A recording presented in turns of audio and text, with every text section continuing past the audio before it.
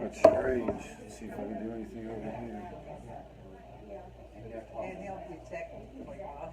Sorry. I'm very Technical difficulties. technically challenged.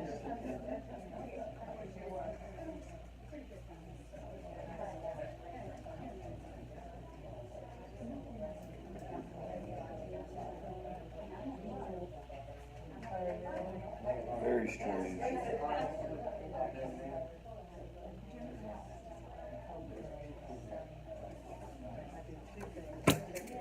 Well, guys, we might have to wing it with one screen tonight. Sorry about that. Something seems to be, there's nothing up there. And my powers of deduction make me think that there's something wrong. And it took me 7 minutes to figure that out. I don't know what to say about that, but we'll try to go off of this as much as possible. And we also are going to talk a lot and hopefully get a dialogue going so that we'll get what we need to get done tonight, even if that's not going to work. So family group, just by way of orientation, we get together every Monday and go over the basics. What is addiction? What is recovery? What are you dealing with? What can you expect? What kind of questions do you have? All those type of things. Next Monday there will not be a meeting. It's Memorial Day and we're closed. And then the following week we'll come back and get the show on the road. I usually have a topic pulled up, and I do tonight on stress management and also some of the basics around substance use disorders. But opening it up to the group, and I don't know what you're dealing with or what you got on your mind, but does anybody have any specific situations or questions or concerns that I can help with that they want to make sure we cover tonight? I'm going to go over the basics. I'm going to talk a little bit about how do we take care of ourselves, but what else is happening that anybody feels like they want to make sure that we get on top of tonight? Anybody got anything? How to handle the stress when you have dealing with a dual diagnosis person who, when they drink, they try to commit suicide. So how to deal with the stress, and you filled in the blank with a very specific situation, right? Yeah. And so we know that addiction involves many unpleasant interactions, high level of unpredictability, a lot of threatening behaviors, either threatening to hurt themselves or threatening to hurt other people, right? Out of control, don't know where they are sometimes, you don't know where, you haven't heard from them, no signal, no return messages, nothing like that. And so how do you deal with stress related to all of those unknowns? Now, we'll talk specifically about how to handle suicidal ideation, okay? And I'll talk a little bit about that right off the jump, and we can stop here and spend as much time as we need, because I do feel like it's a common phenomenon. It's something that I've frequently dealt with even as a therapist, where people will say those type of things, and so it comes with the territory. Agreed? There are chairs over there if you want to grab. Yeah. Sorry about this. So it comes with the territory. We know it's possible, and I'm going to give you a couple of pointers that we teach the coaches, and when I work with families, how I tell them to handle it. First of all, like a suicide threat, we always say take it very seriously, okay? And then people will frequently say, well, I think they're being manipulative. Or I think that they're just saying that to kind of get my attention. Or even they're saying it to get what they want. Because if you listen to the story, sometimes it's after a request. Hey, can I get $500? No. Oh my gosh, I'm suicidal now. Contingent upon that payment, right? I mean, I'm exaggerating a little bit, but you got that vibe going down. So parents and spouses and stuff and friends, they get nervous on whether or not this is serious. That's what you'll hear people say. So I have strong opinions on that, very strong opinions. It's serious as soon as they start saying it.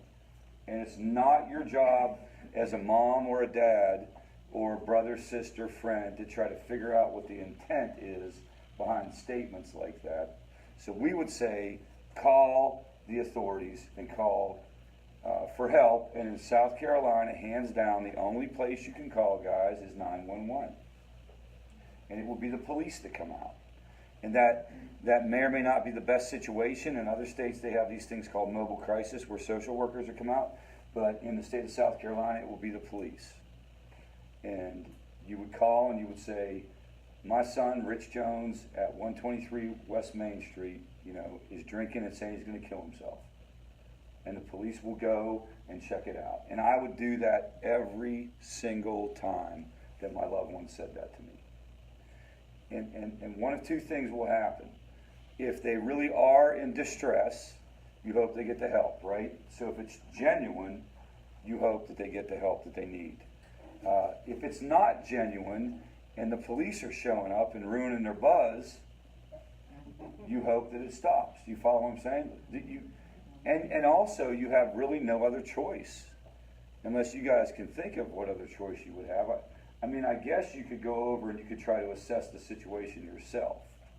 You could go over and you could try to talk through it. And I'm sure people have done that, and you'd have to gauge your own level of comfortability with that. Does anyone else have any suggestions? Yes. I went through that. I did the same thing. You were on the end of making the threats. Right. Yes. Every single time, they would take an ambulance and 2 police officers and take me to behavioral health and hold me for 4 days. Right. To observe you, to watch. They never once would turn away and just leave you sitting there. No, it's very rare. Right. Yep. The police will put them in cuffs, help you get in the ambulance, or they'll give them the ride in the back of that car, Pew Hospital system, and they observed them for 4 days with a counselor, a psychiatrist, and several other doctors. Yeah, and you don't know exactly what's going to happen, and I think that's one of the reasons why a lot of people don't call for help. Well, this last time she jumped out of my car, injured herself really bad. The police came, because she told me she was suicidal. I told the police that. Police asked her, she said, I'm not. Nothing happened. Yeah, so I think I talked about this last week, and I'm telling you, there is a form that you can ask to fill out from the police. Like, you have to say this to them. I know there's a way to document that my daughter said she's going to kill herself and just tried to jump out. I know there's a way to write that down. Can I get your name? Can I get your supervisor's name? And there's when I did that, there was a form that they produced that I could fill out. Do you follow what I'm saying? But they didn't offer me that form. So you have to. Told me all I could do is go to the courthouse. Well, you can. There's a way to document. You have to say. Here's how I said. I know there's a way to document this. I know there's a way to document that my daughter just tried to kill herself, and that I called you, and you guys aren't going to take her in, or whatever, or however you got to say it. Do you guys get that? You got to say it in a way that makes it clear that you're going to follow through and make phone calls and try to figure out what. And I mean, look, it's not fair to the police that they have to take care of this. Police officers do not go into police work to become therapists. It's not fair. There should be a mobile crisis team in every state, in every county that comes out and someone like me assesses the person. But that's not what we got, guys. I'm going to do a training with the CIT team that does does this work, and they have to become almost like counselors. And it is what it is. It's your only choice in those situations that I can come up with. Again, unless you're comfortable with talking to the person and saying like, okay, I just think that this is just a bad night. She's going to be okay. But let me go on the record and tell you, we don't play with that, and we don't recommend you play with it. Yes. What happens when you call the police, they don't do anything, you get the form and you fill it out? What happens after that? What do you do? Well, all of that is to do, is what it's Brian, right? Yes, sir. What Brian suggested, and it gets you taken for an evaluation. Oh, okay. Okay, so that's the other thing. All it does is guarantee that you're going to get taken for an evaluation. At that time or later? At that time. At that time. You could also walk away from that situation. So that's the first thing you have, guys. You call, you push the issue. You say, I know that there's a way to document this. I know there's a way to, she just jumped out of the car. I know there's a way to document this. You get where I'm coming from? And then after that, if that doesn't work, still, you can also file down at probate, at county mental health. You can file paperwork to commit the person. Now that's different. It'll go to the police and the police will serve it like a warrant. This is in the moment. If something happened with one of you guys right now, I would call the police to hear, and this would be, what I'm suggesting with this form, is it's happening right now. It's not me going down to the office and filing anything. And it's used for emergency transport. Do you get that? It's last resort, emergency transport. So when they ask her daughter, are you okay? And the daughter says, yeah, I'm fine. In their mind, they've probably been trained that what? That we just did a check and they said that they're okay. What I'm suggesting is that if you say, no, man, how do I document this? Where do I write this down? Here's what she did. She said she was going to kill herself and then she jumped out of a car. Doesn't get any clearer than that. What if they say, I just don't want to live anymore? Yeah, you're not going to get it done probably on that. You guys get that? Great question. So what if the statements are, I just don't want to live anymore, I wish I wouldn't have woken up? That's different. That's going to be harder to get, stick in any kind of way or do anything about. Suicidal threats or suicidal threats are different than suicidal ideation. So suicidal ideation is, I wish I wouldn't have woken up today. It is a symptom of clinical depression, but it's just like, screw it. This sucks. Now that could happen to any one of us on any given day, right? Right? I mean, it depends on what's going down and what you got to do. That like, this sucks. I wish I would. That's different than I want to kill myself. And it's definitely different than I want to kill myself, followed by what's called a furtherance of the threat.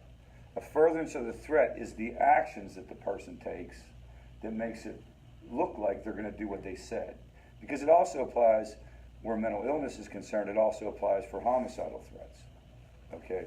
So I hate everybody, I can't stand, and I'm going to kill you.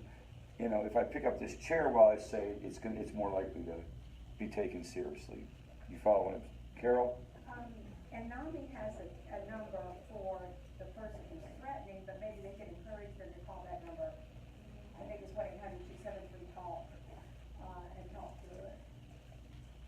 They could encourage the person who's saying that they're feeling suicidal. Yes, there are hotline, not hotlines. There are warm lines, and there are places they can call. You're going to get stuck as a family member in the middle of it, and they're not going to do that. You know, they're going to be. This is when they're hitting the fan, and it's. And if you look back at the situations, I can't say this. I don't know anybody's circumstance in here the way that I've known some other situations, but I know that the circumstances were such that the threats and the behavior was connected to, like, it was very clear what was going on here. I mean, it was usually connected to, like, I want something, followed by, oh, here's my, I'm going to go off kind of thing. I still think you need to call, but you can be aware that it's likely to go down in that situation, and you're going to shape their behavior by calling. You know, that you're just not, think about it, if you're 24 or 25 years old and you're doing whatever, do you really want the police coming to your apartment for any reason? I would think they would just try to, like my son, I mean, it never really happened to me, but I would think they would, if they thought you were gonna call the cops, they would try to take off. And and leave or run or. Well, what you're doing though is you're addressing what's going on in front of you, right? So think about it. It's not even, I wouldn't even think about it in terms of what would be the outcome with the person. I would think about it in what can I do if my, you know, if you were saying it and I'm your friend, what can I do? I can call the police. I'm not going over there myself. I'm not going over there myself to talk and get into a conversation. That's not your job. Did somebody say something? Yeah, you're gonna have to do that before they find out about it. If Yeah. they're serious, they're fine with it. Yeah, what you guys, again, step back and remember what you're trying to do is figure out how do you handle these situations that you have no control over, right? So this is about not you and your behavior and how you're feeling. This is about your loved one's behavior and the positions that they put you in along the way. So I mean, you may sit there and be saying to yourself that I'm almost guaranteeing that my daughter is pulling a bluff. Do you know what I mean? I almost guarantee that there's no seriousness to this. Heck, she's just losing her mind and yelling at me. Because a lot of times it comes out in the middle of a tirade, right? It's not just one statement. It's usually like the floodgates have opened up. So it's showing them that you're Well- gonna take action and you're gonna take care of yourself.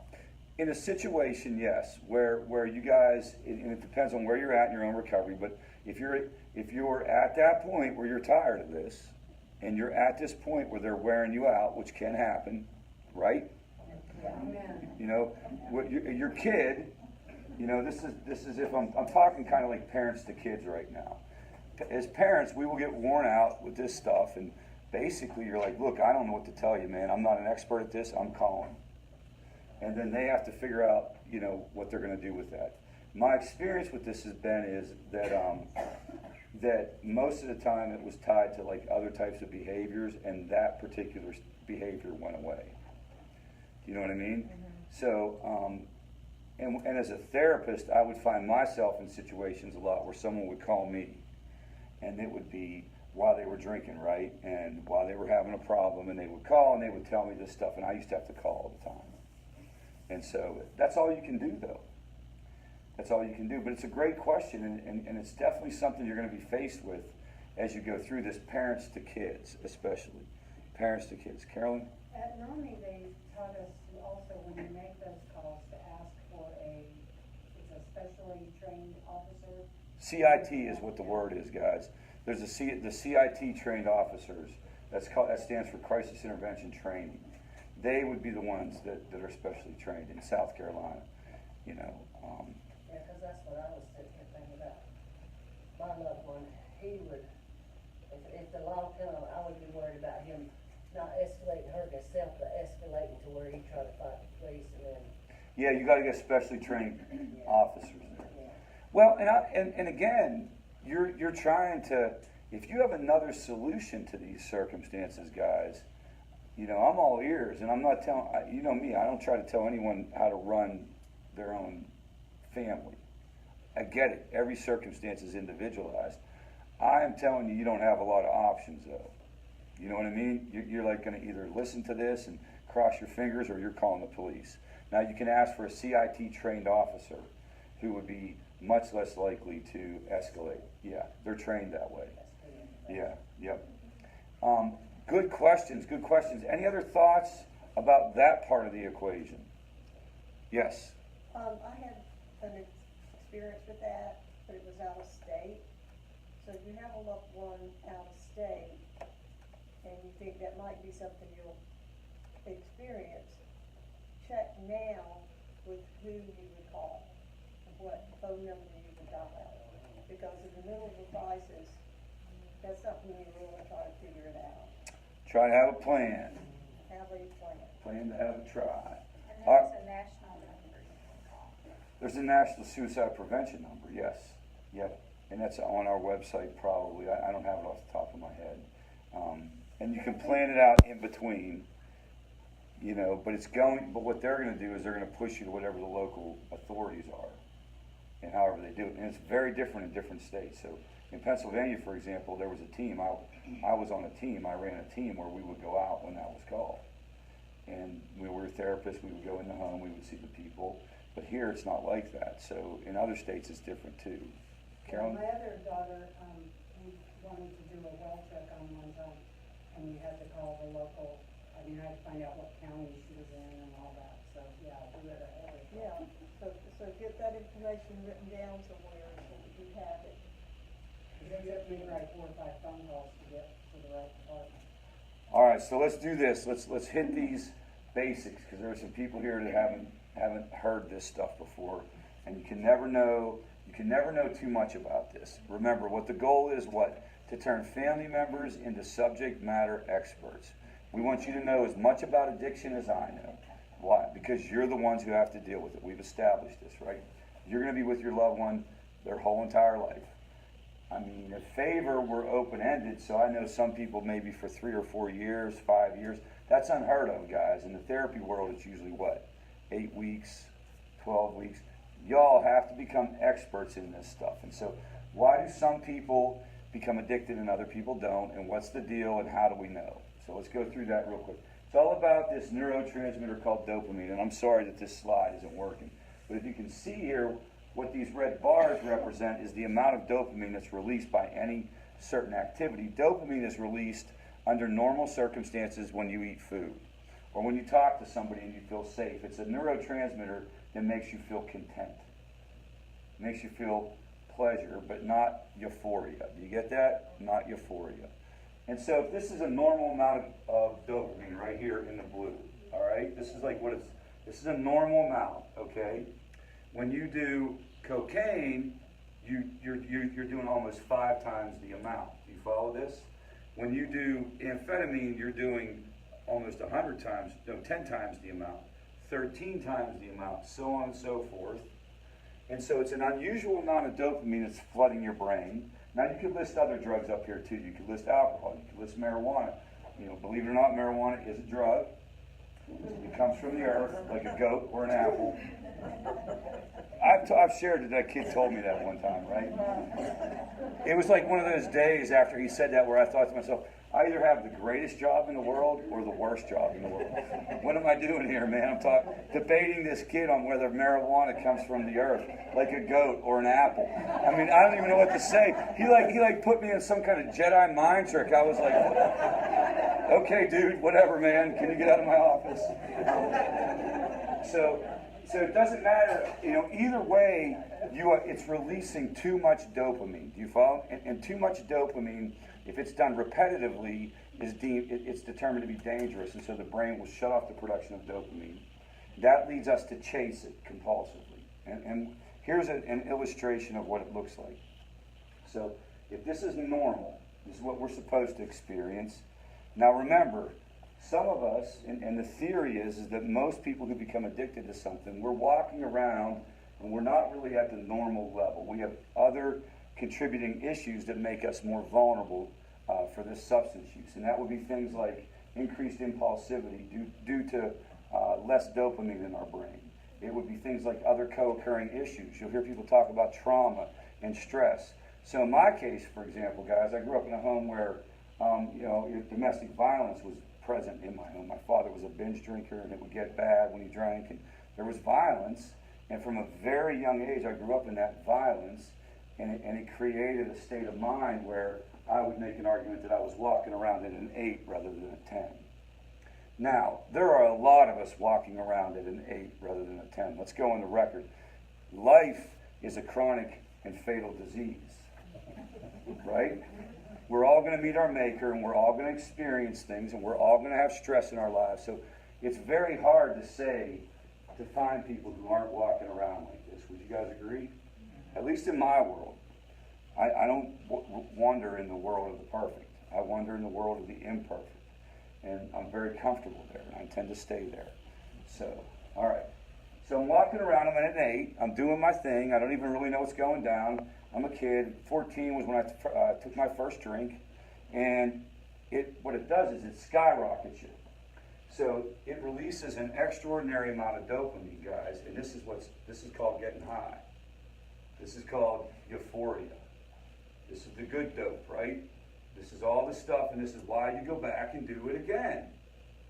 I say it all the time. If getting If getting high was like getting tasered, I would have never went back and done it a second time. I mean, what this does is it produces that good feeling that you'll hear people talk about, and people will describe it as it was like the world went from a black and white TV to a color TV. Or if you had some kind of trauma, you finally had relief. Or if you had some kind of co-occurring depression or something, you finally had relief. You see how it would be very, very attractive to somebody. And if you go back and you do it over and over and over again, the brain will compensate by shutting off some of the dopamine. Because remember, too much dopamine is not safe. So it backs you off to a 6. And you guys can see where this goes. Next time, you don't get quite as much of an effect. And remember, this is happening over time. This isn't the first or second time you do it. This is happening over time. But that's still too much dopamine at once, so the brain backs you off again, and then you can't even get back up to normal. Then it backs you off again because you're still flooding, so on and so forth. And you can't even pull yourself out even when you are using. And this is what we think of as addiction, guys. This is what we think of as addiction. And this is what it looks like in the brain. Okay, this is a brain imaging of the neurotransmitter dopamine. This is what it should look like. This is what it does look like. Approximately how long into recovery do they? Yeah, so it depends on the drug. It depends on the age of the person. It depends on what they're doing.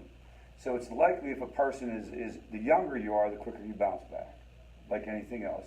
The second thing would be if you're in a recovery program, or you're doing therapy, or you're talking to people, you tend to do better with this as well.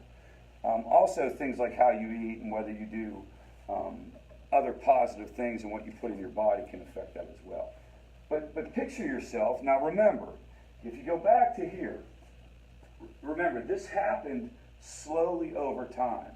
And most of the time you don't even know what's going on with you. And this really felt good. Now, if you're walking around like this on a normal day and you're at like a 0 or a 1, could you see how you would be compulsively drawn to go get a hold of this substance? This is when you move from it's a party, we're having a good time, to you wake up in the morning, it's the first thing you think about. You start doing things you normally wouldn't do. I mean, I was a good dude. I was a good guy. I am a good guy. I don't have, ill feelings toward anyone. Except people in the drug and alcohol industry who say they know more than me. That's the only group. And even then I love them. But anyway, so I mean, I wasn't raised or born. I was to be a liar and steal pills from people and go to doctors and say that I had pain that I didn't have, and to compulsively go into people's medicine cabinets as if I owned them and take all their pills and all the other shady stuff that starts going on whenever you're like this. Never wanted to do it, put my kids in the car under the influence of alcohol and drugs and drive into another car. I'm in this weird place that I don't even know what it's called, man. I was not a therapist when I was going through this. I became a therapist after I got into recovery. I had no clue what this was, man. I remember being like that. I remember being scared and being feeling like I was living in a Batman movie or something. It was dark all the time, right? I couldn't experience anything normal. Now, on top of this, certain drugs will also produce physical dependency. So opioids, alcohol, benzodiazepines, other drugs will produce severe physical dependency as well. So now you have a dual issue going on. This is not to make an excuse for anyone. This is not to say that anyone's behavior, I'm not saying it's okay what they did. I'm just telling you what you're dealing with. It's not hey, Rich, just knock it off. Just get your act together, dude. Quit using drugs. Never thought of that. I never thought of that. You're chasing it, you're going after it. Now the good news is you make a comeback. Carolyn asked, how long does it take? I would say it takes 6 months, a year, that kind of thing. It's going to take longer than 2 weeks. It's going to definitely take longer than one trip to rehab, 28 days. Your brain has to come back online. And even when it comes back online, so this is the reverse process. Let's pretend you start doing recovery. You're doing what you're supposed to do. Those red arrows indicate you're in recovery, and it starts to grow, but you still have to deal with this stuff. You're still short, because remember, the short came from what? Your experiences up to picking up. Do you get that? So you're still short, and you got to figure this out. And this is different for different people. Some people would say that's the, literally like 12-step meetings would say that's the God hole. That's the God. That's the What they thing. call the pink cloud, What's that? the pink cloud. No, that's a different term that is thrown around. But this would be core issues. You better start doing some counseling. This would be, maybe you're going to start eating differently. You feel like you still got to deal with this. You still got to deal with this. And it's funny when I do this for people in recovery, because I'll do this part at the all recovery meeting on Saturday. What do you think a question is that they ask about this? Anybody want to take a shot? Do they make a pill for that? And I said, as a matter of fact, they do. Every opiate-based painkiller, benzodiazepine, all those, right? They're all going to make you feel better briefly. And that's the deal. Now, if you're dosed appropriately and you're taking the appropriate amount of medication, then you're fine. That's not the issue. But if you're getting a euphoric hit, if you're pulling yourself up out of there, now we have a problem, right? I have had to deal with this my whole entire 19 years of recovery. And I feel like I'm going to deal with it for the rest of my life. This restlessness, and I've done every possible type of program that a person can do in terms of recovery and therapy and that kind of thing. I just think it's just sort of my cross to bear. It is what it is, right? There are people dealing with a lot worse stuff. I'm a little restless. I'm a little impulsive. I have to, yes.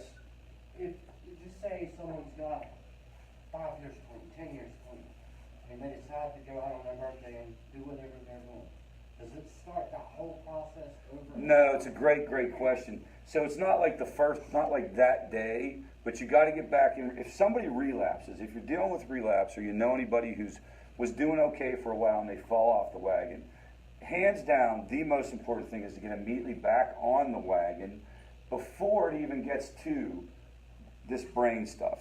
Do you follow me? Okay. Like if you get back, because this doesn't happen day one. Now, what's interesting is once you kind of go there, it's easier to have it happen, to re-trigger. But that's how a lot of different diseases are. Don't forget, like after you have one depressive episode, it's much more likely you're going to have a second. I believe it's called kindling. I think is what this is called. Is that what it's called? So it's this process of it. Once it happens once, it makes it easier to happen a second time. But it's still not going to go down like that. It's still not going to be, I was doing great for 5 years. I went out because my friends came into town. But let me get back on track on Monday. I'm going to get back on track pretty quickly. Because my brain is going to be healing. It's going to be in that healing process. They've studied this mostly with methamphetamine and cocaine. But you can see here, this is 100. So this was severe cocaine use disorder. This was a person who's in recovery from severe. This is what it should look like. This is him 10 days sober, or 10 days clean, however you want to say it. This is 100 days. And what you can see here is, as time goes by, you start to come back online. That is exactly what it's like. It's like the light bulb doesn't come right back on, but it starts flickering. You're able to be like a little more present. You're less emotionally volatile. If your loved one is emotionally volatile and kind of like you're not sure, a lot of times people in recovery will say he's still not acting like himself. She's still not acting like herself. This is still going on. This is still happening for a while. Any questions about that part of the process? So the takeaway is be aware that that's what you're dealing with. And I'm going to give you some suggestions on how to talk to folks that are in that state of mind. But you can't win a debate with them. You cannot win a debate with a person in active addiction. Do you know that? You literally cannot. Even if you saw me just do what I'm telling you I did not do. And because you're not dealing with a rational person, you're dealing with a person whose brain has been compromised due to this substance use. Is that just the substance use that tells them, I can convince mom I'm not addicted? Do they really believe that? Yeah, you start to believe it, absolutely. It makes you better at it. here's what people have to understand. Like when it gets to that level, when it gets to the level of what I'm showing with the brain, it literally moves from where am I going tonight? Who could I hook up with? I wonder what they have. We're going to have a good time and stay out all night. Like, you know, that heavy duty party stuff, you know, it goes from there to like it becomes the equivalent of I haven't eaten for 10 days. Where's the food? Do you follow me? Yeah. And so, do I have to lie to you to get to my food? I'll lie to you. And again, it's not making excuses, but it's how it moves from literally from a perceived kind of like fun time to a survival mechanism. And when it hits that survival zone is when it gets real tough. There's no way to know. The other thing is there's no way for any of us to know exactly what you're dealing with your loved one. You know what I mean? Nobody could know that by looking at the other person. You can tell probably based on the type of substances that are being used. Some of them are more heavy duty. Some of them are going to scare you more. Alcohol is one of the worst because it can just, you know, really go at it, right? You'll know like whether you think it's that level or not. My suspicion is if you're here tonight, it's probably there or it's approaching that level. People don't necessarily come to favor to talk about the National Honor Society. That was 3 years ago. Okay. You know, so it's so there's an assumption you may not be. If the kid, especially if they're younger, it tends to be how, you know, your age has a lot to do with it. If you're dealing with somebody younger, it may not be there yet. The other thing is, and I've gone through some stuff in 5 or 6 years with families here. And I got to tell you, like the ones where things turn out the best are the ones who stay involved. What tends to happen with family members, and also the person in recovery, is what? Things start to go better, and they back off. Because nobody really wants to be part of this club. It's not, nobody, I was not enthusiastic about joining the recovery club. I came kicking and screaming. I didn't want to be part of the meetings. I didn't want to do any of that. I wanted to live my life. It was, you know, I want to do my thing. But this diagram or this chart illustrates the process of recovery and how important it is for you to get comfortable with the long-term recovery process. Because here's what happens. This is stress level for a person who's using. When they first enter recovery, stress goes way down for obvious reasons, right? The police are no longer chasing you. You're not worried about whether or not you're going to get fired tomorrow at your job. You're paying your bills. Stress goes way down and quality of life goes way up. People are just happy that you're not stealing their pills anymore. You didn't throw up on anybody at this year's Christmas party. Rich, you're fantastic. That is wonderful. Let's all have a parade for Rich. That's how you wave in a parade, right? So then here's what's interesting. At about 18 months, life satisfaction starts to drop and stress level starts to go up. Because why? Because life starts to show up, because you're now starting to be treated like a normal person in the world. You know, we're starting to have expectations of you. You better be paying the bills. You better get back on your feet. This is now time to, come on, like, let's go. Let's go. Let's get it together. And what will happen a lot of times is this will be very, very disappointing for folks. This will be very, very upsetting. Because this is the hard work. The hard work. It's not necessarily, I mean, it's an accomplishment. Any day in recovery is an accomplishment. But when you're surrounded by people, like in a rehab setting or something like that, then you see how you get caught up in that, and that's an easier process. But now all of a sudden you're out here trying to make your way. And this is why we encourage people to stay involved for the long haul, and we encourage family members to stay involved for the long haul. You're going to say? It's not the word, it's you already have self-criticism of yourself. Yeah. And then the other criticism coming at you. So you already, no, it's okay. It's okay. You're already, you got to remember, like, people that are, when they enter into recovery, we're already at this certain level where we're very aware of like the scummy stuff we did, and then you got like life showing up, and we're not like maybe performing to the way that we want to, or things aren't going the way we want to. The other thing is if family members back off and stop doing their recovery, they start to respond differently to us.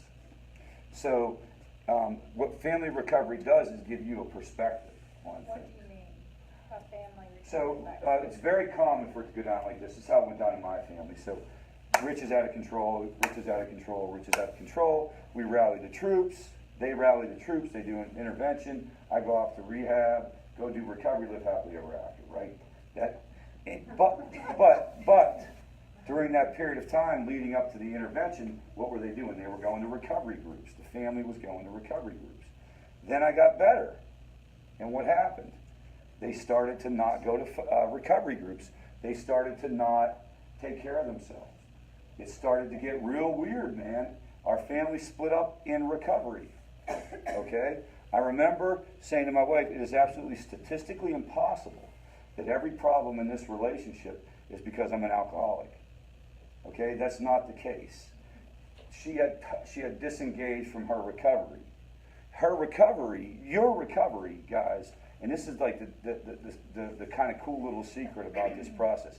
Your recovery teaches you how to respond to situations. Your recovery teaches you how to communicate. It teaches you how to like keep your own stress level down, which then in turn is a ripple effect within the whole entire family. We encourage you to work on your recovery for you, but what you don't understand is it actually like increases the likelihood of success for your loved one. So when my family disengages, stress level goes way, way up. None of us know how to do this like non-alcoholic life, right? I'm in recovery, I'm not doing anything. How do we do holidays? How do we do birthdays? Where do I go? Where do I not go? You know, why are you jammed up about this? Why are you jammed up about that? Why are you so moody? Well, I don't know. I haven't had a freaking drink in 18 months after drinking every day for 18 freaking years. I'm a little tense. Right? And so the family needs to go and stay engaged in that. Yes? How do I handle a situation where my husband, we have two kids, one's a 15-year-old, he's the one that's, right now he's in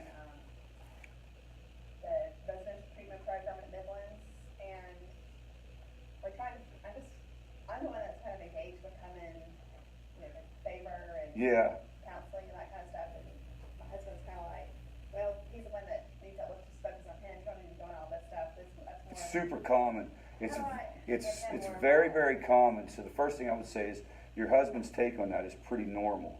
That's how most people think, right? Go get fixed. Rich, go get fixed. 15-year-old, go get fixed. 21-year-old, go get fixed.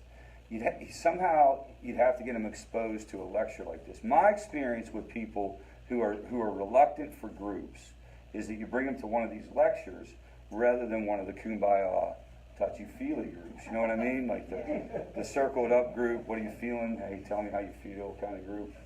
That doesn't sit well with people. But would they listen to this? Would they read a book?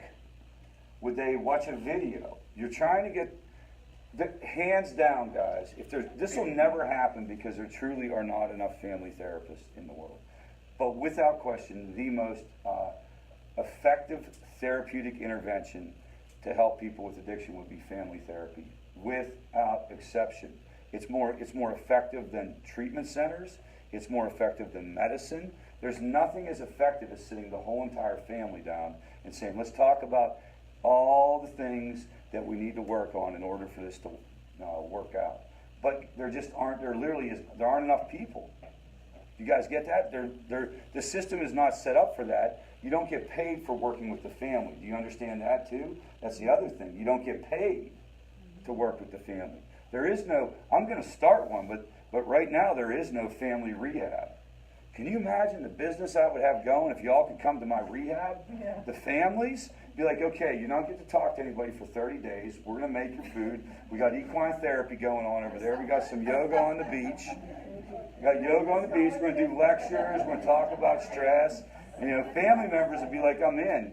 But you can't do that. So you guys are left in a situation where if you're here and somebody else that should be isn't, you almost have to try to drag them along. You have to say things like, check it out. Check out my Facebook page where I post the live videos. Check out the YouTube channel. Yes. Are you on the radio sometimes? Talk radio? Yeah, I've been on talk radio a bunch of times. Yeah. It would be a matter of trying to get people to come. Yeah, I don't know whether I'll show you tonight or not. I probably will because we're getting close to like launching it for y'all to try to get you involved. But we launched a website that has, you know, pretty high production value videos for this very reason. Getting people to come to this building is what? It's just, for some people, it's pulling teeth.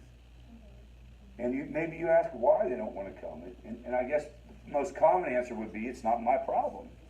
It's George's problem. It's Billy's problem. It's Susie's problem. It's also denial. So you think that part of it is denial about the seriousness of the issue? Well, it's their wallet.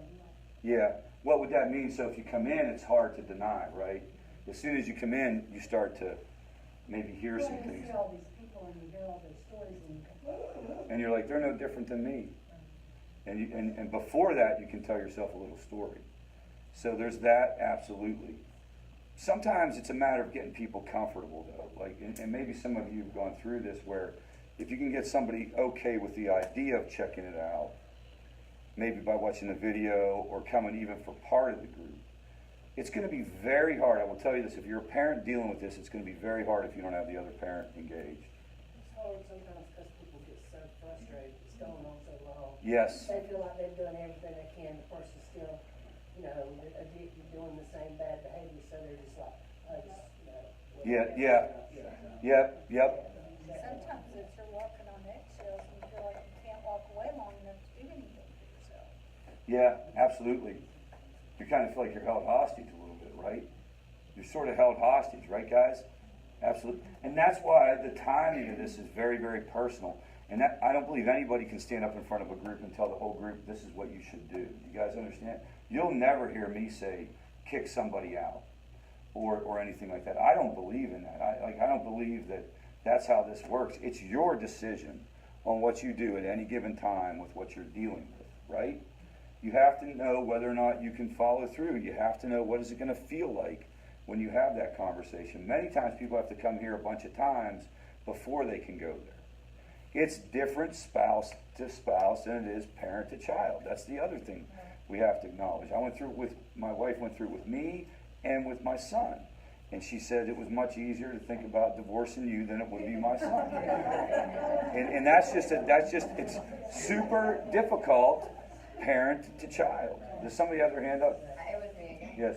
Okay, so how do you get a parent that's, okay, it's, you know, she did it, it's her life, she messed up, she needs to fix it. He's Yeah. very straight, it's your problem, you fix it. How do you get somebody like that to realize?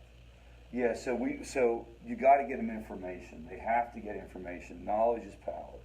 And you'd have to say things like, just come check out one group. Okay, then check it out online. Check it out online, and I'll show you. I'll make sure I give you the contact for that. Or he could read a book, or he could, if there was another group that he could go to. But knowledge is power, and here's what he needs to know. He needs to know what I had about the brain. He needs to know and understand. This is what most family members say they need to understand. Is, you know, what's the reality of what's going on with the person's brain? It's making them do all these crazy things that's just not my kid. My kid would never do that. You're right, it's not your kid. Your kid's brain has changed. My brain changed. And then also, you know, this is hard for family members to buy early on, but as he becomes informed, he will respond differently and better, which increases the likelihood of your success. See, and you got to be careful saying that, though, because he's going to say it's not his responsibility, it's your responsibility. But that's the other part of it. Yes. The other problem that I have, not only with the addict, it's with the general public. I bet 95% of the people that don't think or understand this the way we do. So you hear all these remarks, well, if that was my kid, or he's nothing but scum. It's not a disease, and they can stop drinking. And you're fighting. So I would know. Yeah, like, and I would. I mean, you gotta put that in a category, and I don't know what mental gymnastics you need to use to get yourself there, but it's like you don't really have time for those folks. You don't really have time for those folks, and if they think that way, there may be some hearts and minds that can change, but for the most part, that comes from some other place. But they're part of your world that you can't kick out. They're part of your world? I just have to tell a good friend, look, we have to agree to disagree on this. It's not your child. Yeah, Let's not talk about it again. yeah.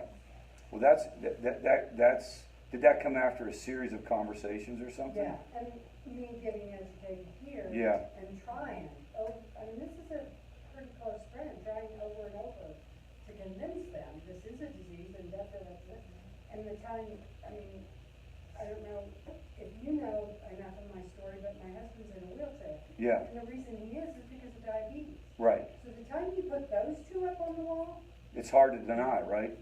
It's, I took it home and, watch this, idiot. yeah.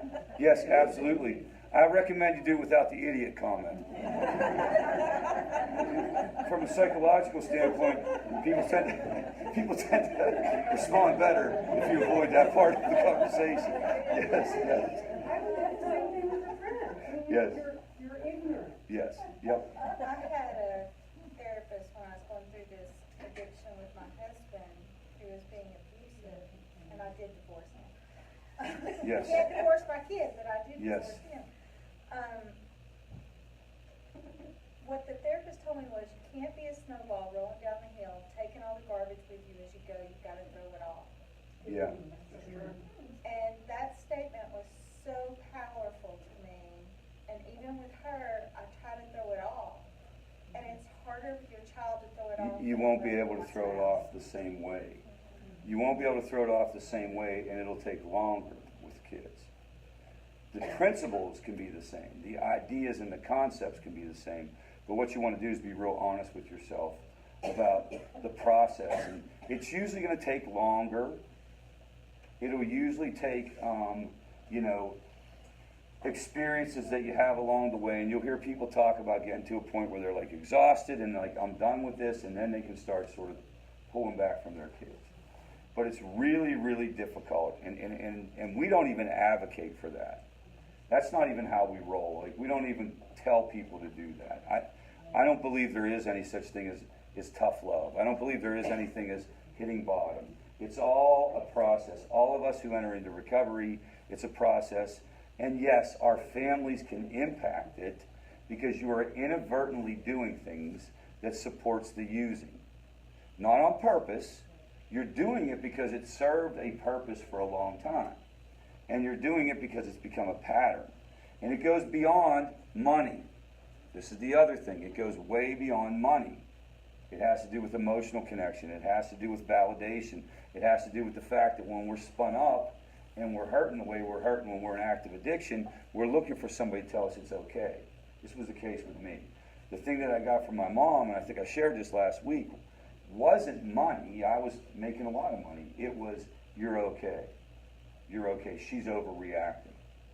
She's overreacting, right? What did that do? That made me feel emotionally okay. Once she stopped that and started changing her behavior, I had to look at myself. So you're looking to where you can influence things and what type of conversations you can have. You're looking at who else you need to get in on the team. We talked last week, if you can't get Dad, if Dad won't come, then who else can you get? If else needs to be here? If you're going to work toward an intervention, for example, it's almost impossible to do an intervention if it's just you. I wouldn't call that an intervention. I would call that a session, right? Or whatever, a coaching session. It wouldn't be an intervention. You got to have 2 or 3 people there. Plus, you can't handle all this yourself. If you're doing this on your own, if you're the point person for this situation, and you're making every call, and you're figuring out every next move, you're going to get exhausted a lot quicker, right? Who else can help you out? Who can help you figure out where you need to go with this and what's next? You know, they've talked about living with a person in addiction. Loving a person in addiction is the 36-hour day. That's how it's been described. Because the energy and effort and continuous problems, it never ends. And you're always looking for the next solution. This is where taking care of yourself, this is where being in this group for 18 months, 2 years, 3 years, 5 years, This is the differentiator. Because the deal would be, I am going to get to a point where I'm going to be okay. I'm not going to be happy, but I'm going to be okay no matter what goes on with my loved one. Because guys, that is the only possible solution that any of us can come up with. Do you get that? There's no way in the world, given the nature of this disease and how one step forward, two steps back is common. Do we get that? Like, that is the norm. Do you guys understand that? The rich went off to rehab and lived happily ever after. First of all, that wasn't how it was when I told you. But that's very, very rare. I would almost say, like, I've heard that it exists. Like, people have also told me that there's such thing as Bigfoot and the Loch Ness Monster. I haven't seen either one of them either. You know, it's not, I just haven't met that person. Every person I've met with who has some type of long-term recovery has a story that goes something like, well, then I tried da-da-da-da, and then that didn't work. And when I came out, I went like 30 days, and then I got on, and I was out there for, and then da-da. You know what I mean? It's like, it's this story of like 4, 5, 6 times until finally we get it. It's heartbreaking along the way, guys. It's heartbreaking along the way. That's why you have to try to keep your head about you. That's why you have to try to react in as calm a fashion as possible. Okay? It's not fair. There needs to be better answers. There will be better answers, but this is where we're at. Now, what your loved one needs to know is, and if you're in recovery in here, you need to know this. If you stick this out, these are facts. This is a sociological study around people who were in addiction and entered recovery. Okay, and what they were trying to prove, these sociologists were trying to prove, is that those of us who have a diagnosis of addiction should be on lifetime disability. That's empowering, isn't it? And the reason is, even if we get to recovery, we have done permanent damage to ourselves and we will never be able to reach our potential. So what you can do is you can plug into a computer program called SPSS. You can plug in like things like socioeconomic background, educational status, career interests, all these different things, and you can project out a line for most people's potential. Okay, it's just, this is where we think this person will be in terms of success when he's 40 years old, 50 years old, so on and so forth, right? In the terms of success based on all the trappings of success, including things like spirituality, quality of life, number of friends, purpose in the world. It's not just about money. So this is rich if I never get into recovery. I'm just going to do my thing. It's going to be okay. I would have had 2.3 kids. I would have lived in a white picket fence. I would have, been a business person. I'd have gotten hammered on the weekends during Steeler games. Probably got a little bit out of control every once in a while. New Year's Eve, but I'd have kept it in the guardrails, and I'd have been okay. I wouldn't have had really, this is really true. I was a good dude. You know what I mean? I didn't treat people bad, but I didn't have deep feelings for my fellow human beings. I didn't have like this thing that I have now where my heart breaks for each and every one of you in this room. Now, that is called the power of recovery. And if you study people, what happens is they do fall way below their potential. That we have to acknowledge that. But as they enter into recovery, not only do they reach their potential, they exceed their potential. So we talk so much about what you have to give up in recovery. That's all you ever hear, right? Here's what's wrong with you. This is what you did wrong. You're a liar, cheater, and a thief, and you're this and you're that. I don't believe we want to talk that way. I think we want to talk about if you continue on this path and you don't give up, you're going to exceed your potential. Yes? Is that because maybe those negative experiences? I mean, you always hear about these people who, especially to go to certain churches, they'll be like, yeah, I used to be an addict, and then I recovered, and then they just really become a dynamic person that really helps a lot of people. Yeah, that's exactly why. Because what it does is it opens up a part of you that you really didn't have to access before. And it usually has to do with empathy. It usually has to do with helping other people. But also, it has to do with real practical stuff. I'll tell you something. Like, I told myself a story that I was a bad student because I played sports and I drank and did stuff. And it was because I went back to, I've gotten 2 master's degrees, an MBA and a master's in social psychology, and I've never gotten anything lower than an A. I have a 4.0 in everything. And it's actually pretty easy. So I'm like, holy cow. I was like actually a good student, man. It just turns out smoking weed and drinking Iron City in the parking lot doesn't really fit in with like school. So this idea of, and this is also where you can get into maybe bringing other people on board. Remember that the image and the message that most people in the world, somebody said 95% of folks out there don't know what's going on. The image and the message that they've been given about recovery is not real, guys. They're used to what? Like, they're used to what they see on TV, which is A&E intervention. You know, you have these crazy situations, and you fly off to rehab, and you come. They don't understand, like, actually what is going on in recovery. They don't understand that that about 46% of folks in recovery invent their own pathway. They didn't go to rehab. Only about 13% go to rehab. A lot of people figure it out by what? Getting a therapist. I'll get a therapist. And you know what? I'm not going to go to those meetings over there a favor because I'm not sure I like those, but I'm going to my men's group at church. And you'll hear this one quite a bit. Or I'm going to get in with this group over here to exercises because they don't drink either. Do you follow what I'm saying? You can figure it out in a wide variety of ways, but I can tell you how you can't. You're not going to figure it out by just sitting on your couch. You know what I mean? Just kind of hanging out with your buddies, waiting for somebody to be struck sober. That is not going to happen. Yes? Yeah, Richard, this is really a question for you. Yes. Were you aware of it when your green line was passing the red line? I was acutely aware of this. I didn't know what it was called. I was very aware of it. You know, it was as if, you know, now it took a while. It took probably about 6 months or 9 months, maybe even closer to a year, because early on, you're down here, you're not even thinking about anything other than how can I just climb out. You can't really reflect until you get here. But I could absolutely, like, for me it was real tangible stuff, like my grades. I was literally like, this is easy. Like, this is really wild, man. I thought that I was a horrible student. But, you know, that was a noticeable thing.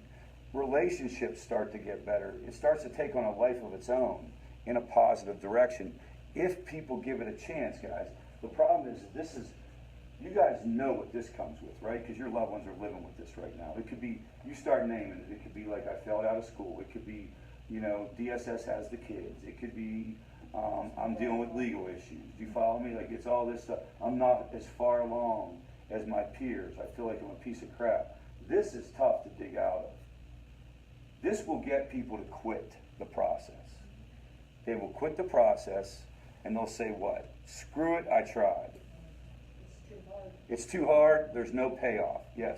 Well, I've seen, my son is just out of recovery, and he's 29, and he smoked too much pot, he flunked out of college, but he had no emotional intelligence, and his defense mechanisms were so high that we just spent yesterday with him, and the emotional intelligence, I'm like, yeah, Devin, you know, you're saying things that, you know, he hasn't said or thought about. When your brain clears out, speaking as a recovering addict and alcoholic myself, your brain starts to clear out. Yeah. The fog goes away, but it takes time. You have to put in the work, you have to put in the effort, and you have to stay away from it. And once you do, if you read and you educate yourself on these things, and it's one of the biggest things you can do, being the addict of recovery, and you'll learn this stuff. You learn where you need to go, and it helps. It's a huge step, but it's one you have to take to help yourself. Congratulations. Good job, brother. So the question is, does the family go through any similar process? So this would be, it's different because it's not nearly as clear. Like, I stopped putting the substances in myself. You know, I'm going to have this experience over time. It takes time, but I'm probably going to get better, right? But does the family go through similar downtime and then come up on the other side better than they were? I would make an argument that I've seen that happen over and over again. I mean, there are people who work here. Carol? Yeah, I'll share my experience a little bit with my daughter, who's a heroin addict, who had multiple overdoses, surgeries, etc. When she was at her worst, I went down as far as that green, or maybe lower, in bed for a week, throwing up, couldn't do anything. And then I went away, I got treatment in Is that when you went and got rage therapy? That's when I got rage there. Yeah, man. I was They so taught her how to angry beat a with this tree with a girl. baseball bat. I didn't think that stuff was real. They gave me a punching bag and a baseball bat. And I had it until I sobbed crying to the ground. Yeah, man. I gotta start something like that. That sounds incredibly fun. I've been Right. crying the whole time, so I don't know how fun it was, but it worked. So, and then you kind of climb out, and I would make an argument that you're operating up here now. Yeah. I feel that way. Carol's basically retired, but she works for us, and she does all kinds of cool stuff working with families, and she does all kinds of she provides all kinds of amazing help that I would make an argument that you might not be doing if you wouldn't have gone through that. I wouldn't. Like, why would you? I wouldn't. Right. So this is where it's hard to tap into this because it can get so lonely and it can get so tough. But we gotta start talking about what you gain, not what you lose, and what is on the other side of this process. Regardless of where you're at in your personal experience too. That's the other thing I want to say. There are people who've lost kids who work for me that are the most amazing people. I said this before. The most amazing people I know, and I wish I didn't know anyone who went through this, are people who've lost a child to overdose or suicide. And I know way too many people. The most amazing people. First of all, the fact that you're still moving and you're still showing up, is inspirational, that in and of itself. The second thing is the amount of giving and the amount of just compassion around these situations. And what else are you going to do? This is the other point with this. The other point is what? When you're in these circumstances, you have a fundamental choice. You can give into, it sucks, it is never going to get better, he's never going to get it, she's never going to get it, you know what I mean? Or if you're in recovery, you're looking for recovery, I'm never going to get it. Or you can say, no man, I'm doing it again, and I'm going to, this is possible. This type of life, and it will look different for everybody. This doesn't mean everybody goes back to school. This doesn't mean everybody winds up working in this field. This doesn't mean any of that. It just means that your quality outlook on life, it has everything to do with the fact that you feel like you just dodged a bullet. For us in recovery, it's like, when I look back on my life and I think about the things I did, I mean, not even in terms of like dangerous stuff. There was all kinds of dangerous stuff I put in my body, and I could have got taken out. I remember when I had bronchitis a few weeks ago, and I thought, I'm going to die in a parking lot at my doctor's office in Greer, South Carolina, after all the stuff I put in my body. After, it was like but beyond that, just the way I was with my mom, for example. If you're a mom in here, the way I treated my mom with 100%. And here's the thing: it wasn't even aggression. It wasn't being rude to her. It wasn't being mean to her. It was 100% disregard for her feelings. How could I do this and walk out that door on a Friday night to just go balls to the wall all weekend and have no conscience about what that left her? Now that I have kids, right? And I can't even deal with it if she doesn't return my text message within 13 seconds. I lose my shit, right? And so, but then I put that, repetitively I did that. Hey, I'm out the door. I'll see you later. These are before the day and age of cell phones. Now you got no recourse. Is Rich even alive? Maybe I'll see him on Monday. I can't believe I did that. I shudder when I think about how I treated people that I love. What I can tell you about that is I never consciously did it. I'm not trying to make an excuse for myself. I never once thought or considered what I was doing. It's so weird. My brain was in that state where I was just going and doing, if that makes sense. And so keep all this in mind as we move forward. All right, so yes. So would you say the brain is stuck in fight or flight and it doesn't process the emotions at all and go to the frontal lobe to process thoughts or what they're doing? I would say that's pretty accurate on what's going down. I would say the analogy is that the substance, okay, and the act of getting the substance and the addiction takes on the same level of urgency that eating food when you're starving. you know, getting drink of water when you're Stuff in survival. it's survival, and so it is absolutely the frontal like cortex that does your thinking has nothing to do with it, right? It, like the part of your brain that thinks pros and cons is gone because you are literally in survival mode. Does that? It's a really good question because it really does get to the root of it. You're being run by what's called your midbrain, and your midbrain is all your instincts. Do you guys? It's 100% instincts. It's not the thinking part of your brain. Should I do this or should I not do this requires you to use. This will always win out of this because this is more important for survival. We don't have to contemplate the universe to survive. We do have to eat. We do have to drink. And all of a sudden the drugs take on that level. Okay?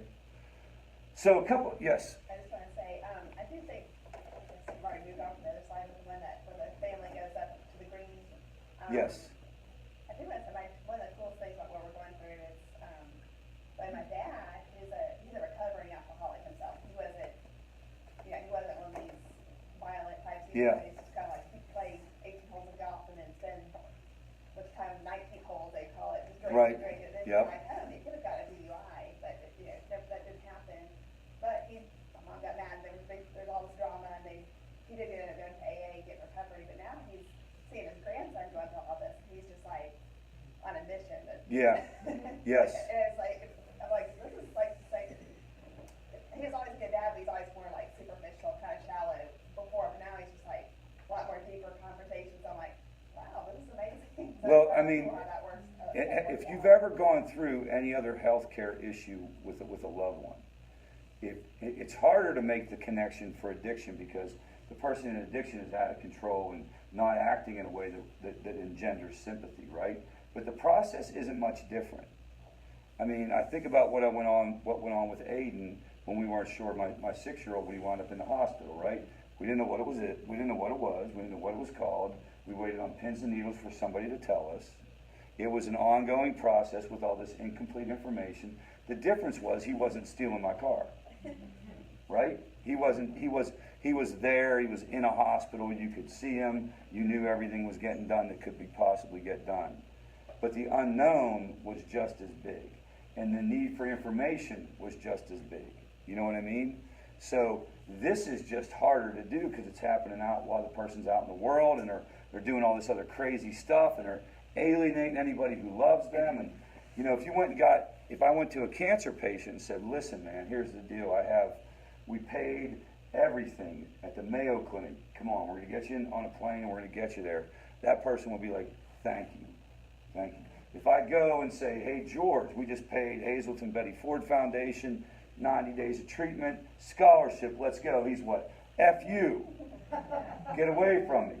I got no problem. And so that's why it's so hard to see it that way. But the actual process is very, very similar. Very similar. And the success rates for people who engage are similar as well. And what I mean by that, the people who do a recovery program, the people who, Rich, when he goes to meetings, or I go to my therapist, the problem is about 90% quit and they disengage. And that's where the family can be part of that process. Now, any other questions about the power of recovery or anything like that? What was the formula you said you could plug everything in? It's not a formula, it's a computer.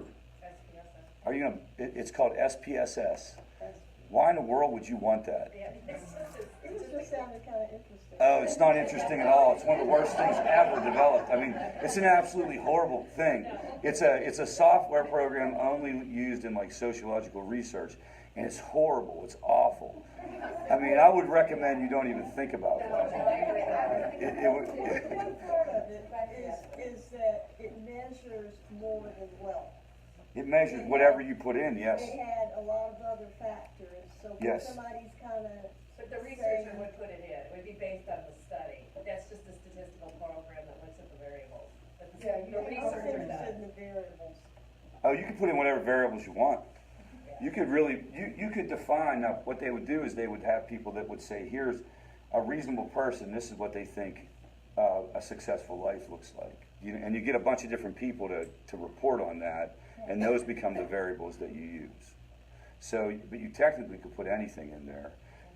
Well, we know for sure from all the work in psychology that intrinsic goals outweigh extrinsic goals. Intrinsic meaning who you are inside, your character, your values. Working toward those type of goals are much more powerful than working toward, I want to get this certain type of car, or I want to get this much money. Did we talk about goals in here? Because that's an important thing. When you're thinking about, where do you need to be and what do you need to be doing to be feeling all right? It really is about aligning your internal goals with your behavior. Does that make sense? Like being true to yourself. Being true to yourself in the middle of a mess. Being true to yourself even though things aren't going your way. So the deal would be, can you walk through some of this stuff and still be kind to the world? Can you walk through some of this stuff and, when you see your neighbor at the grocery store and they just want to tell you how wonderful it is that little Rex just got picked for the Chinese checker team at Harvard, and you're like, that's weird, man. In your head, you're like, that's weird, and you're like, what, but my kid has, fill in the blank. If you can still treat the world kind during those situations and do what you got to do, then that's something to be championed. And people tend to do better when they do that. They tend to be better emotionally when they do that, when they treat. Have you ever gotten in a situation where you've been around a lot of negative people, or you've been in, it could be a work situation. Work is a really common place where everybody's just bitching and moaning about everything. Have you ever been in that situation? Isn't that, you could walk in and not be in a down mood, and you could literally get around these folks, and they will just drag you down. You want to operate on the other side of that. You want to operate on the other side of that. And you have to, in circumstances when you're dealing with health problems, you have to, somebody used the word compartmentalize. I think somebody said that. Or maybe that was in my previous meeting, I'm sorry. But this idea of compartmentalizing what you have going on, and I know it sounds so crass and cold, but it is what it is. This is like a business plan, and here's this part of this business plan. We've got to help our loved one with his health care issues, and part of his health care issues is thinking, I don't have a health care issue. Right? And so we're going to have to do some hard things, and that's in this box, but I'm still going to try to do my life. And I'm still going to try to take care of myself, and I'm still going to, Carolyn, I asked her to talk a little bit about favor. She's going to do a little bit of a testimonial for us. And, she said, well, I'm dealing with some stuff, but I'll do it. I think it'll do me some good. Do you guys get that? It's this idea of once you start helping other people, you also can get out of your way. So nothing easy about it, and early on it's really, really hard, but that would be part of the family recovery process that we would encourage. Who would you help and how would you help? Being here in this group is helpful, right? It would be very uncomfortable if I was standing here and there was like one or two people. That would suck for them and for me. I would take it very personally, and it would be very uncomfortable. So thank you for being here. The other thing would be, you can help your neighbors. You can help. The thing about this issue is, it's a word of mouth issue. We could do what we want. We could try to do social media. We can try to do other types of campaigns. But I have found out that this is a word of mouth issue. That it's one neighbor saying to another. They have a group on Monday night over there at Favor. Was someone going to say something? Did you have your hand up? I was gonna ask about, if someone has been doing this for a long time, Yep. over and over and over again, where do you put your anger? Where do you point it? Get that. That's gonna be like this. Yeah. It's one more time and everything was going great and now it's not. No, one of the hardest things is when everything seems like it's going okay and then boom, Right. you fall off. Remember, you have a right at any given time, and we would encourage you at any given time to put yourself first and say, I need to check out of this for a period of time. I just can't take calls right now. I can't get involved in this. It's almost like the more I know, the worse right now. And that typically happens after you've been through the ringer a bunch of times. You're telling me exactly what my coach told me to do. So Oh, wow. Thank you very much for. Yes, well done, Carol. Confirmation. Yeah. All right, I will do it. You can, also though, when you're in those situations, if you guys are in the situations with your loved one and you feel like you're getting worn out, you can just tell them that too. Like at the end of the day, you can just be straightforward and transparent and say, this is just breaking my heart, it's just killing me. What you don't want to do is you don't want to resort to the anger, acting it out aggressively towards your loved one, simply because you're not going to accomplish anything with that. You're going to leave worn out and tired. They're going to leave frustrated and angry, and they're going to be empowered in their use because you just now treated them like crap. You guys know what I mean by empowered in our use? Empowered in our use means like, let's go on the record, we do not need a reason to go get high. Like if you've crossed the line, you're going to get high no matter what. But we will become empowered in our use and use with an attitude because you said something to us. It's not your fault, but we'll use that as a reason to like run. It becomes a coping mechanism. It becomes a coping mechanism. It becomes a reason. It becomes like a badge of honor, that kind of thing. And also, I believe a lot of us are more comfortable in conflict. I've shared that before. Like, what is real uncomfortable is when you start talking to us out of love. We would rather, if we're in active addiction, operate from a place of chaos and combat than we would love. And so to say something like, I can't take these phone calls for 2 weeks because every time I get off the phone, I can't quit crying. Yes?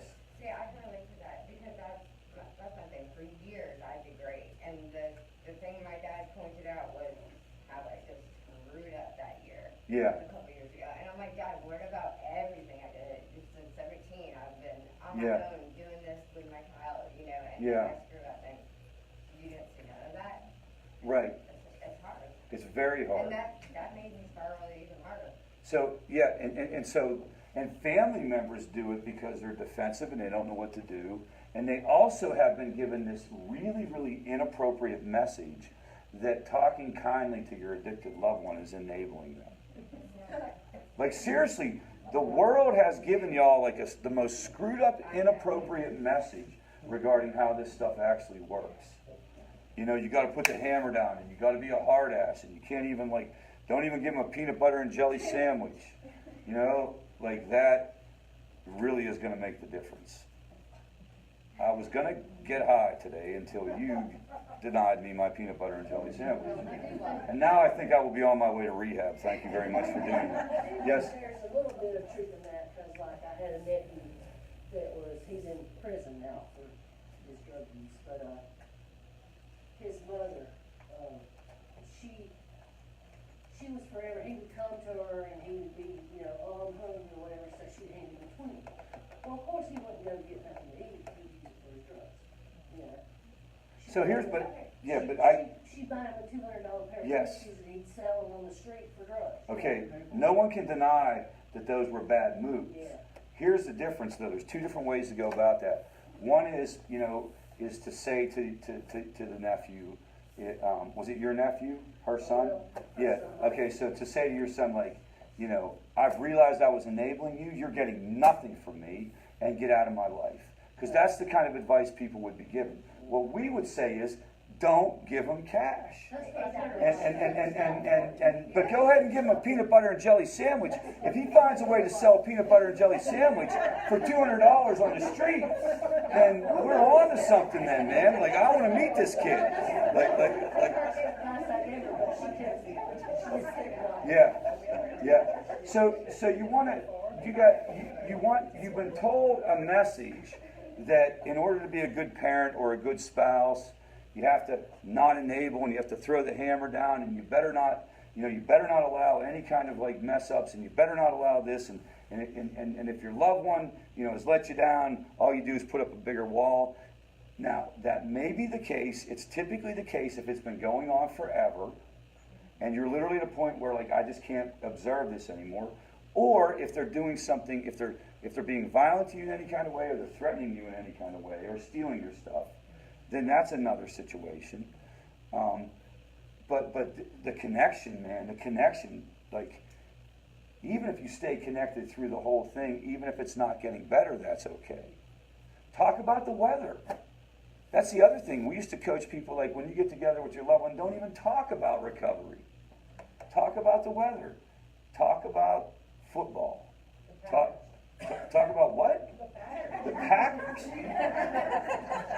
Yes, sir. Wow, man. Very diverse opinions. Yes, ma'am.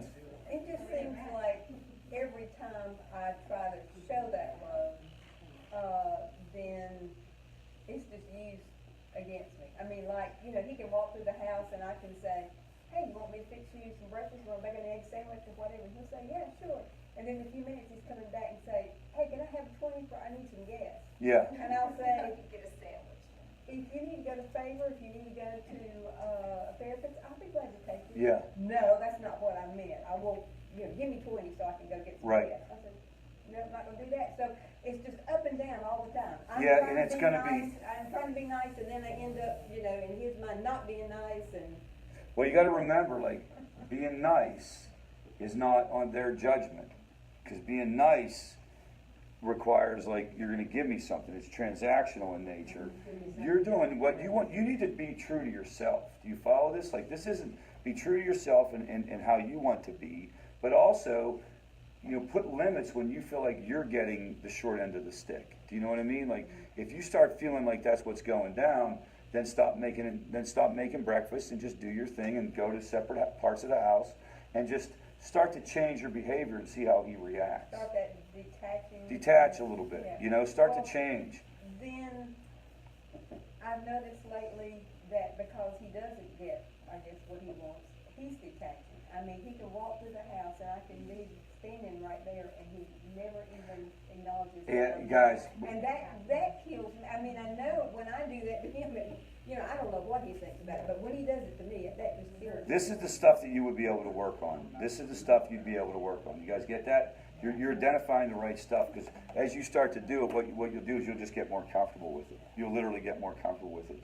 And believe it or not, as true as I'm standing here, you'll get to a point where if he does that, it won't even bother you. Because that's his way of trying to manipulate. Well, I mean, if you get real with it, guys, right? If we get real with it, and we'll wrap it up after this. But, like, at the end of the day, this is about one person wants something, okay? They see you as a possible resource to get that something. And and you got to just stand your ground and say no. Then we, in active addiction, will go look where else we need you. You're not the only person on our list. Let me just let you know that. You're the first person on our list, because it's usually like there's a depth chart. Mom, Dad, Grandma, Aunt Billy. That chick who works at Publix, it's like, it's like, yeah, it's like a list. It's like a list. All right, so listen, this is fantastic. We're going to take a break here. Please keep coming back. Remember, be on the lookout. We're going to be rolling out some additional projects, different things. I'm going to start a Saturday workshop. It'll run in the morning from 9 to 12. Then I'm going to do the All Recovery Group at noon, and we'll get you the specific topics and information, but it'll be meant to be a little bit more direct and hands-on to try to help you really figure out your plan for your particular situation, a little more individualized. It'll have a little bit of like an intervention vibe to it, but we're not going to be doing the interventions, but we're going to be talking about if you got somebody that you think is, you're real concerned about, this is the workshop you want to come to. Yes? I was just gonna encourage everybody here to share the cards, to share it on Facebook. I found out about Favor through NAMI, and, I mean, there's no doubt, I give Hubert credit for saving my daughter's life. Yeah. Yep. I have one thing on your You cards. guys know about it. Yes. I just started coming to Favor maybe a month ago, and I was in your last coach's class, so I'm graduated. But I talk about it around my son, but not to my son, because I know he doesn't want to come. He's like, I'm not going to that stupid Favor. Don't think I'm going to that. I said, nobody asked you to come. That's right. There you go. But he called me Tuesday of this week. He said, Mom, he's homeless. He lives on the street. Here's my friend, Glenn. He wants to come to your Favor thing. Handed him the phone. And so, okay, talk to him. Yeah, man. He said, you got some of them Favor cards? I said, yes. So when I come over, I'm going to pick them up. I'm like, okay, so you're not going to come to Favor, but you're going to give them to all the homeless people in this Spartanburg, right? No doubt about it, man. No doubt about it. So take the cards. I agree.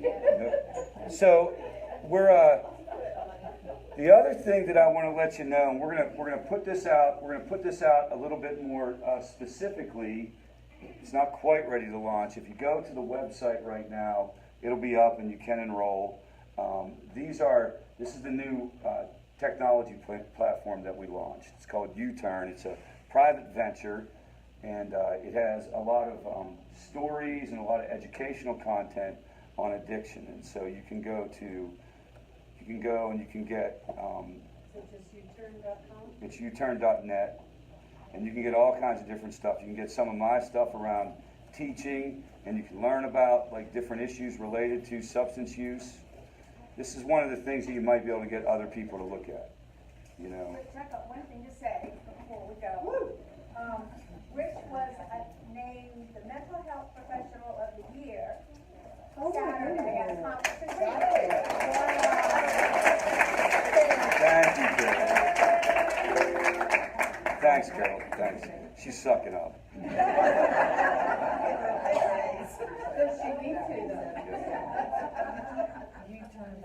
So this is going to get launched, guys, and it's out there, and you can go check it out and you can do demos. But this is all the stuff that y'all were talking about tonight. How do we get people to watch videos? How do we get people? These are incredibly engaging videos that also have stories. So like this is Mark and I talking, and now we're redoing this site, so I got to apologize. You can't hear the sound.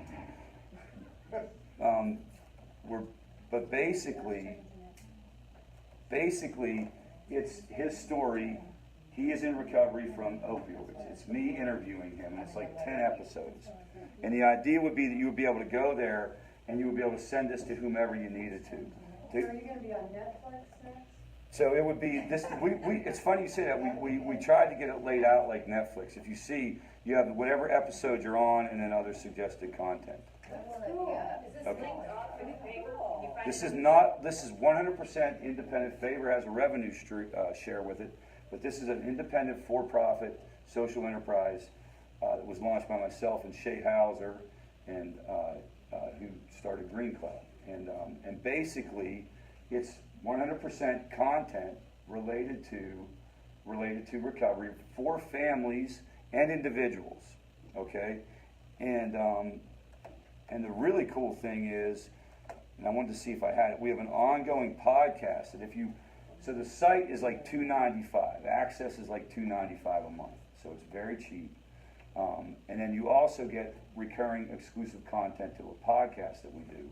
Myself and Edwin McCain co-host a podcast every week, and that also comes out exclusively on that site. So Edwin's in recovery as well. So the idea is a place where people can go that emulates an experience that you would get at a recovery center. What would you get? You get to hear other people's stories.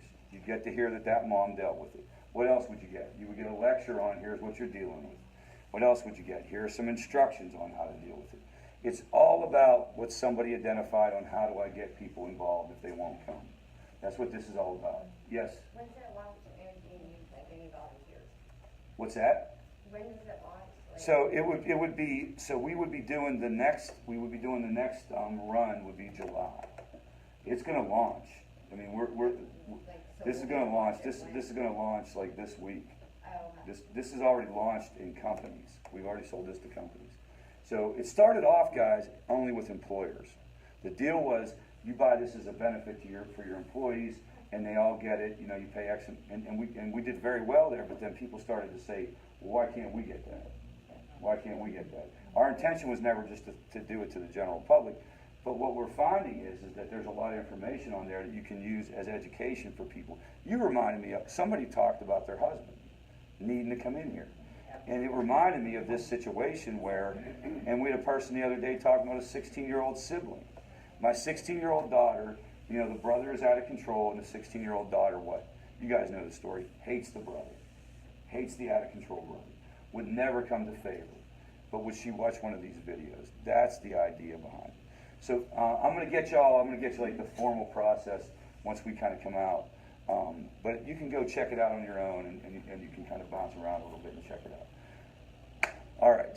I'm going to stop talking for now. We are done. Let's close this thing with the Serenity Prayer, please. In a moment of silence for those still suffering with this disease and for the family members brought into this no choice of their own, followed by the serenity. God, grant me the serenity to accept the things I cannot change, the courage to change things I can, and the wisdom to know the difference. So get a calendar too, guys. Get all kinds of other meetings going on here, all kinds of other stuff.